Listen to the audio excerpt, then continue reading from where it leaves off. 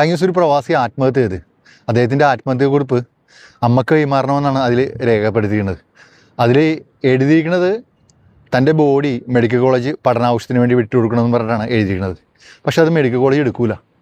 കാരണം പറയാം, ഞാനും ഇതുപോലെ ചെറിയ പ്രായത്തിൽ സ്കൂളിൽ പഠിക്കുന്ന സമയത്ത് ഇങ്ങനെ എഴുതിയിട്ടുണ്ടായിരുന്നു കൊടുക്കണമെന്നും പറഞ്ഞിട്ട്. പക്ഷെ അതൊന്നും ലീഗലായിട്ടൊന്നും മാറിയിട്ടില്ല.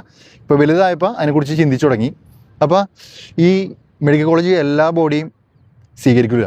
ഇതേപോലെ ആത്മഹത്യ ചെയ്തതും അതുകൂടാതെ വണ്ടി ആക്സിഡൻറ്റ് കേസുമായി ബന്ധപ്പെട്ടുള്ള ഈ ചില ബോഡിയൊക്കെ കേസ് ഉണ്ടാവില്ല, അങ്ങനത്തെ ബോഡികളും, അതുകൂടാതെ തന്നെ ഈ പറഞ്ഞ നിപ്പ വൈറസ്, നമ്മുടെ കൊറോണ, അങ്ങനെ പകർച്ചവ്യാധികൾ ബാധിച്ച് മരണപ്പെട്ട ബോഡികൾ, പിന്നെ അമിതമായിട്ടുള്ള വണ്ണമുള്ളവർ, അങ്ങനെ കുറേ കാരണങ്ങളുണ്ട് ബോഡി സ്വീകരിക്കാത്ത. പിന്നെ ഇത്ര മണിക്കൂറിനുള്ളിൽ, അതായത് 6-12 മണിക്കൂറൊക്കെയാണ് പറയുന്നത്, അത്ര മണിക്കൂറിനുള്ളിൽ ബോഡി മെഡിക്കൽ കോളേജിൽ എത്തിച്ചിരിക്കണമെന്നും ഉണ്ട്. പക്ഷേ ഏതായാലും എനിക്ക് പറയാനുള്ളത്, മരണശേഷം നമ്മൾ ജീവിച്ച് തീർത്ത് സുന്ദരമായിട്ട് ഒരു ജീവിതം നമ്മൾ നയിച്ചു കാണും. അപ്പോൾ മരണശേഷം ഇതേപോലെ അവയവദാനോ അല്ലെങ്കിൽ ബോഡി മെഡിക്കൽ കോളേജിൽ വിട്ടുകൊടുക്കുന്ന ഒരു ഇതിൽ പങ്കാളിയായി മാറുക.